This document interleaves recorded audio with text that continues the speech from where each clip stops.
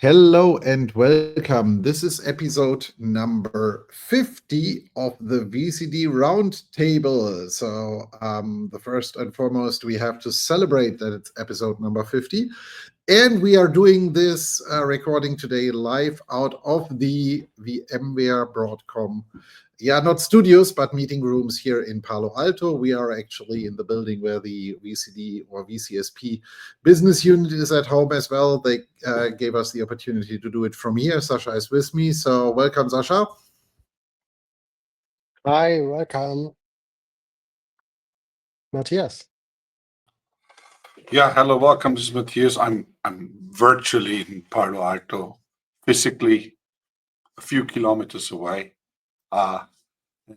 Eve, I think today is really a cool topic for the anniversary roundtable recording regarding a bit of an update around the nice news we received from Broadcom last week, and that you give some updates and your aspects and points of view and opinion.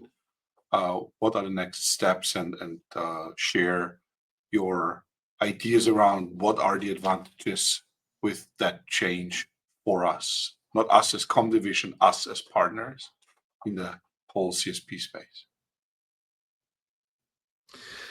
Yes, Matthias, you're absolutely right. We had the wonderful news from Broadcom that every partner has to take a decision. And whilst we have been at the CloudFest last week, we learned very quickly that some service providers did not necessarily fully read the email, because the first and most important part for everybody to understand, you will actually be put in a category even if you don't do anything. So the email says Broadcom has decided for you, this is your route to market, which can be either resell or VCSP. If you do nothing, that exactly will become true. If you want to change this, there is a link to a form which you can fill out where you can demand Broadcom to give you the other route to market. If you pick that way, it will automatically mean that the previously chosen one will be gone. So you can only have one, no matter what you do. All the discussions we had with the leadership team made very, very clear, trying to maneuver around this with different legal entities in different countries, and all of these different scenarios is not going to happen. Even if you slip through the filters by Broadcom for a short period, if they catch you with that later, you still need to consolidate. Also, the email made clear that you have 60 days to complete all transactions on the other side. So, for example, let's take the most complex one. You are currently a cloud service provider, but you want to be on the resell side, because that is a bit more tricky. All your current commit contracts will continue to run until 31st of March 2027. That's the majority. There are some exceptions. Some service providers opted in for 5 years, so then they would have 2029 as the end date. They will continue up until that date, but you cannot actually make any adjustments to these contracts anymore. At least that's our understanding. There is a bit of different information, but the way how I read it, you cannot make that change if you have monthly commits at the moment, at least, because that requires that as monthly commits are gone, you would automatically sign for a new yearly commit. And as you cannot sign for new contracts at the moment under new terms, there is basically a no-no scenario. Again, we are trying to get a bit more details, but so it is more difficult if you are currently a CSP and want to go down the resale route, because you might get into trouble with your existing licenses. Nevertheless, you then only have 2 years left to close down all CSP business, because at the end of this contract term, you would then need to actually remove all the CSP licenses. There are some clever ones who currently say it's like, then I could actually now pick resell and then actually try to run 2 years of resell, and then actually in 2 years' time, just actually say Broadcom is like, yeah, I have decided again, I want to actually move over, and then continue your existing CSP contract. according to the message we got, this is at least at the moment a final decision. If you take the decision, you cannot simply switch forth and back again and again. So I would not bet on that, let's say, workaround scenario either. You need to pick and choose what you want to be or how you want to have this.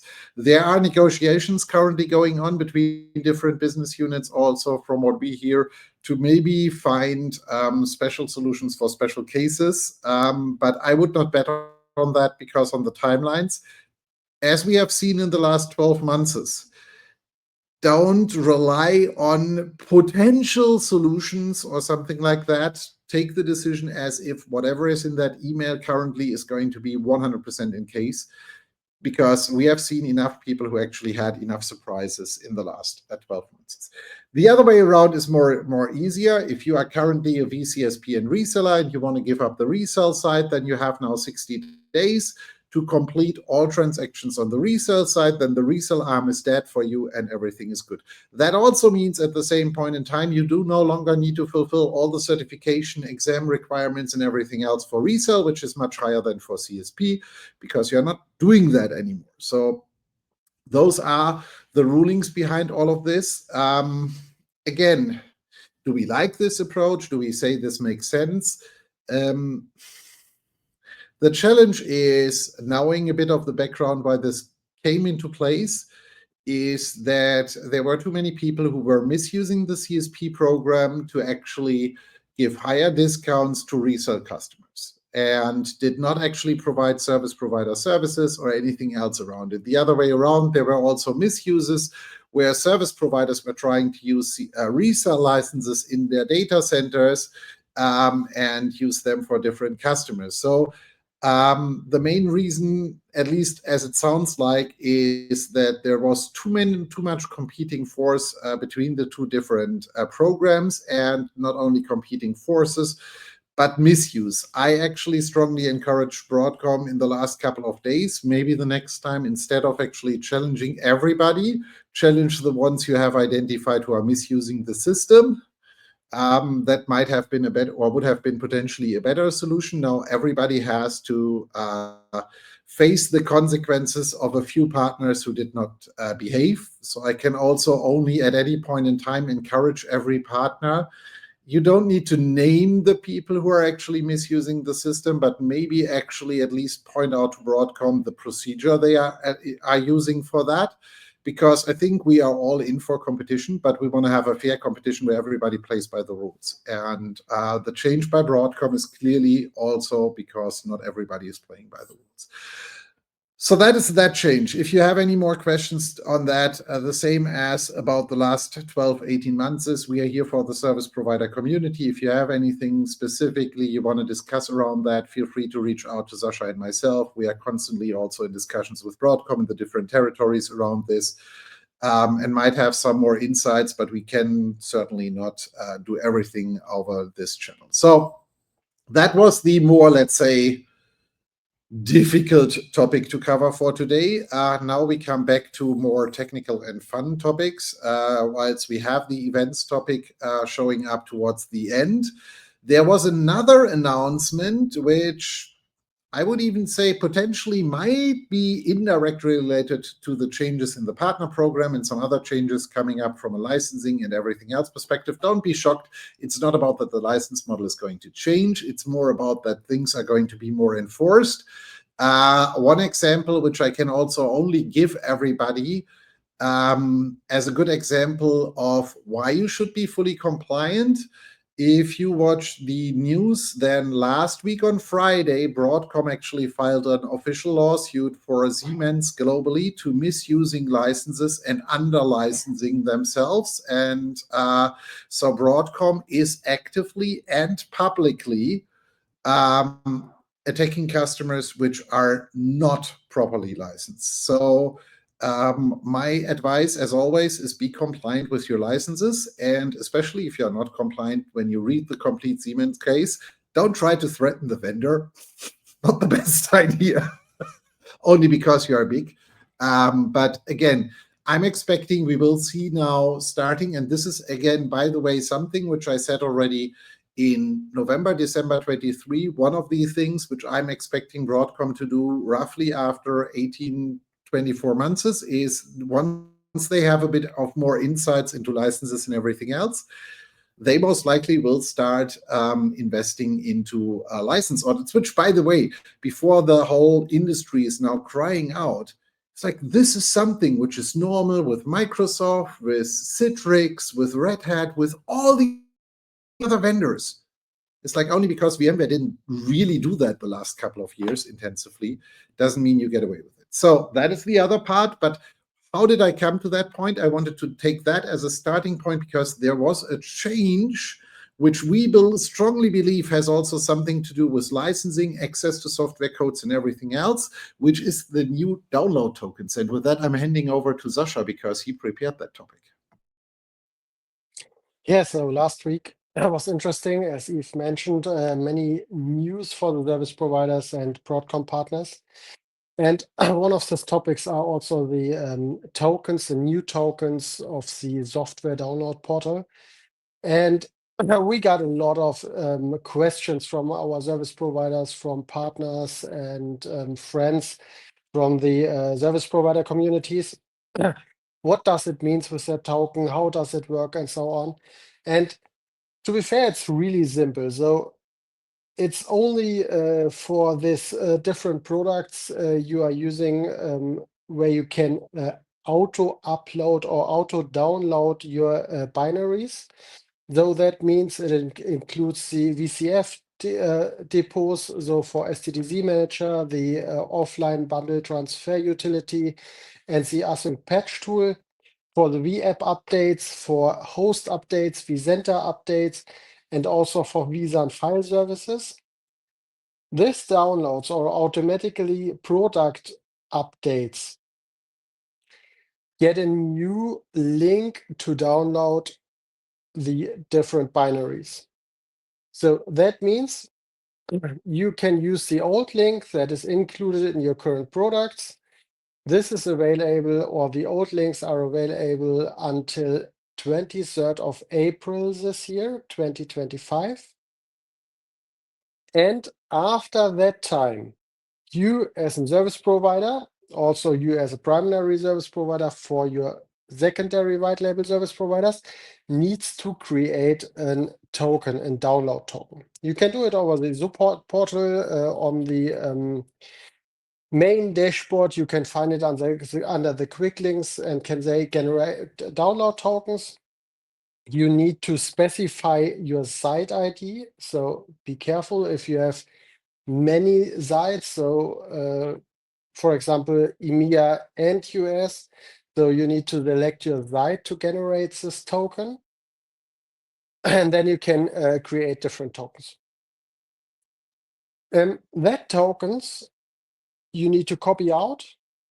You need to go in your product and change the link of the repository where you can download the files. That means, for example, vCenter, you log in, you change the repository, and one part of the URL will be now the token. That means we have the repository /token/ and there are some other parameters. That's all described in the support document, the documentation about the tokens. But please make sure that you create one token per product or per component where you want to use this token. And yeah, create a table beside of the Broadcom portal, because again, like we have it in the on the licenses stuff, there is no comment fields that we can add here to say, hey, that's site A, that's data center Frankfurt 1, KH8, vCenter, whatever.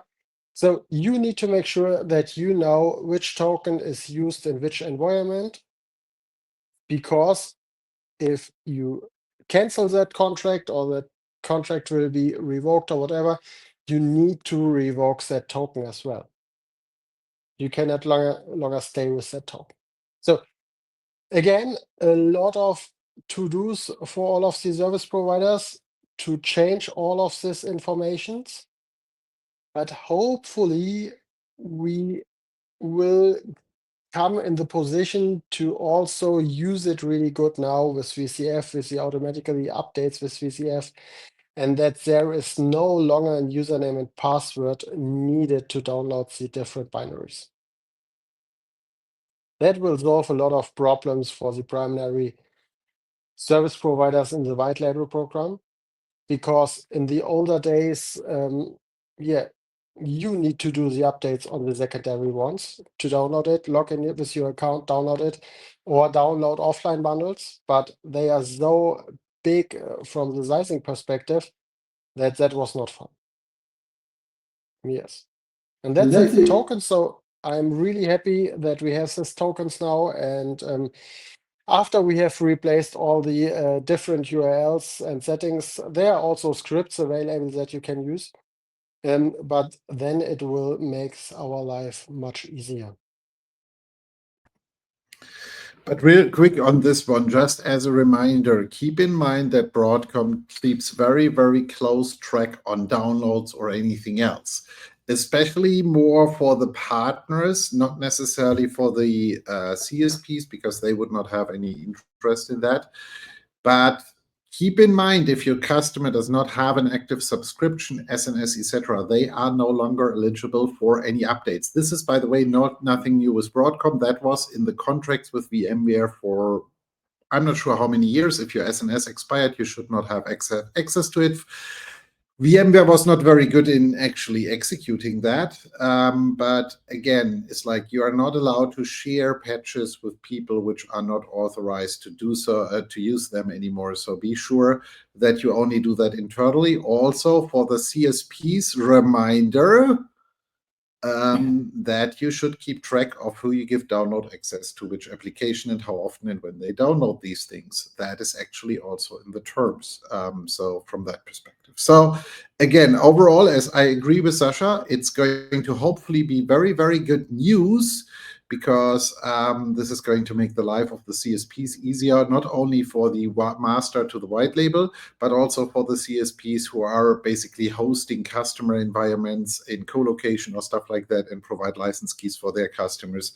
Because, yeah, as said, it's like software distribution was a bit challenging.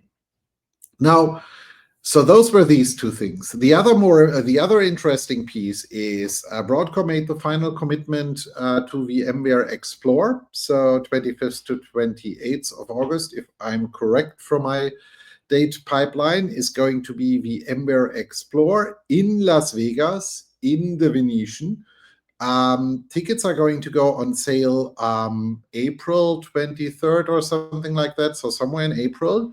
There are three ticket categories moving forward. One of them is the full event pass, which we had like in the last couple of years always, and that has basically more or less the same pricing, so there was no huge difference. But there are two new categories. One of them, I don't remember fully how that was called because my internet is a bit limited. Essentials is a ticket which will give you still access to most of the conference, but you cannot pre-book any sessions. So you can show up, you can actually wait in line. If you get in, you are getting in. If not, you're not getting in. I think this is going to be a good behavior, because in the past many people reserved spaces but then didn't show up. They will most likely more go for these tickets and then actually show up and use them. There is only a meeting / networking pass, how I would call it, available, which I think is an interesting one, because this has been demanded for a long period, where people said it's like, hey, I'm just coming there for the networking and meeting things. I don't need this. It's not 100% clear if this will also get you access to the party. At least I couldn't figure that one out in preparation, because in the past there were limitations on these areas as well. But again, I think it's an interesting approach, especially also for people who might just actually come in for 1 or 2 days for a few meetings. I think I like this approach, but keep also in mind for these 2, let's say, discounted tickets, it says on the webpage that it's limited availability. So most likely they could sell out very quickly, and then you're stuck with the main tickets again. So that is one part. The other part with VMware Explore, as we expected and said several times, is like it's going to be one main event in the US and then shorter 1 or 2 day events in different locations. There are 6 locations around the globe which are set, which is going to be London, Frankfurt, Mumbai, Tokyo, Sydney. So if I'm not mistaken, take the Explore page. So those are going to be 1 or 2 day events is my expectation. They did not yet fully disclose it, but it's going to be most likely like AWS, maybe 1 day partner only, 1 day customer only, and a joint partner party in between. That's going to be the new format. So from that perspective, I'm expecting more people to show up in the US. Because people want to have the full experience, the meetings with the business units and everything else. I'm also expecting that the cloud provider part on these smaller regional events are going to be rather small. This is going to be highly enterprise customer focused. So if you are really in the CSP space, if you are maintaining all of these areas, I strongly encourage you to come to the US. We are currently going through the planning game on what we are going to do in the US. Again, there will be lots of ComDivision events around Explore, like we did last year at Explore in Las Vegas. We will do similar things. There will be fun parts. There will be invite dinners and a few other things. We will most likely have dedicated customer briefing center and stuff like that again. So stay tuned. We will update you on those in the next couple of days and weeks, as we are also now finalizing all the planning for Explore.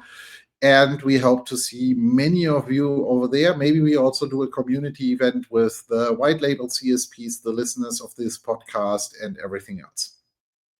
What other events do we have on the list? Let's quickly cover. Next week, we are going to be in Hamburg for the challenge days, 2 days hands-on. The event is completely sold out. There is no seat available anymore, as long as you're not actually desperately begging Sasha. Maybe he can find another space. But other than that, we are sold out for Hamburg. So no more seats available for that one. The next event is then going to be challenge days in the Nordics. That's going to be on the 5th and 6th of May. We are going to release the location pretty soon in the next couple of days. That is run together with Arrow in the Nordics, but that doesn't mean that you need to be an Arrow partner to attend that. That's an open event. You can register via ComDivision and join us there. We are going to be at the German Service Provider Summit the week after the Dubai event, the Nordics event. That's on the 15th and 16th of May, where we are going to be there. And in June, the 2025 Architecture Think Tank comes back to the US, combined with the Challenge Days event. So we will be 4 days in the US. We are currently evaluating where we are going to host these. We have a few options now available. It might not be in the Northeast as originally planned, because it's far more difficult to get a good location over there, but that is going to come.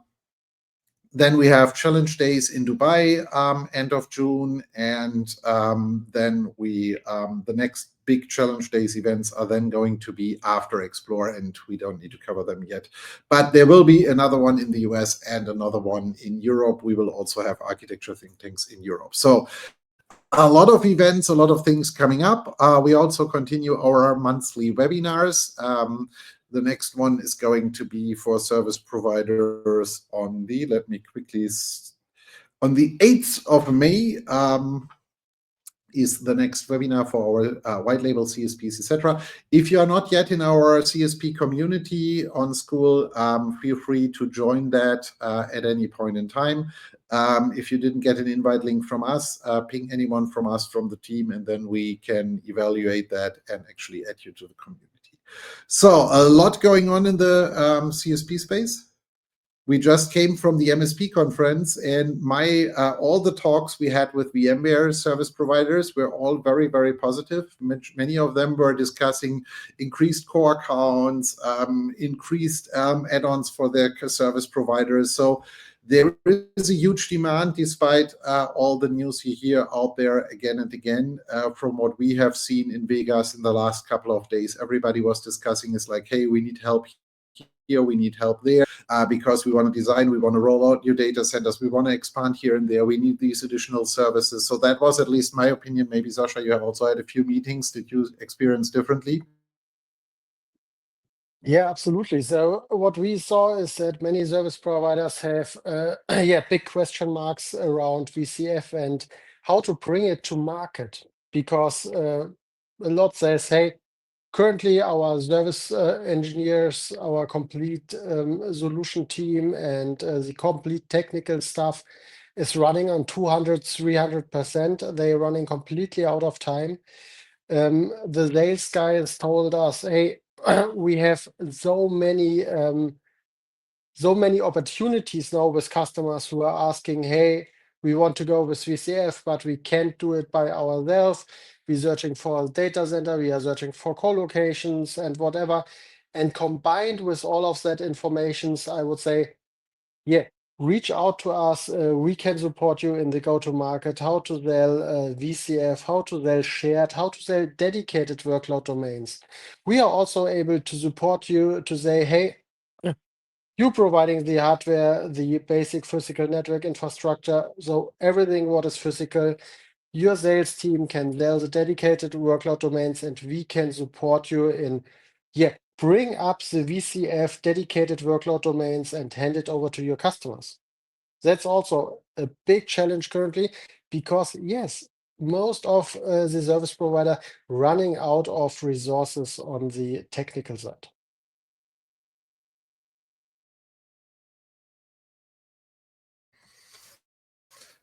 So, Matthias, any words from you on all the upcoming events? Anything else on all the topics we covered today? Yeah. Today, I think was a bit of a mess everything together and make a bit pot of fun around here. I just would like to add, the VMware Explore registration starts on the 29th of April. I just looked it up. I know that was a bit unfair, but I just looked it up. It's the 29th of April. Yeah, in the end, even the news Eve you shared and Sasha you shared with us from last week, and the newest announcements from Broadcom, it showcases the topic you're always telling us: read the whole information. Do not stop after 2/3 and guess the ending of the message. It's RTFM. Sorry for that. And and as always, the majority has to pay the price of a misbehaving minority. That's life. So I'm sorry. What sentence to the end? Yeah. So, guys, thanks for sharing. I'm really looking forward catching up with most of the folks. And if you're not registered with the ComDivision service provider community on Skull, Eve, maybe you can share a link somewhere. Join us in the community, ask questions, and we're more than happy to share our thoughts and ongoing to the future with the new changes to share with you and come up with a solution. So these are the famous last words from my side.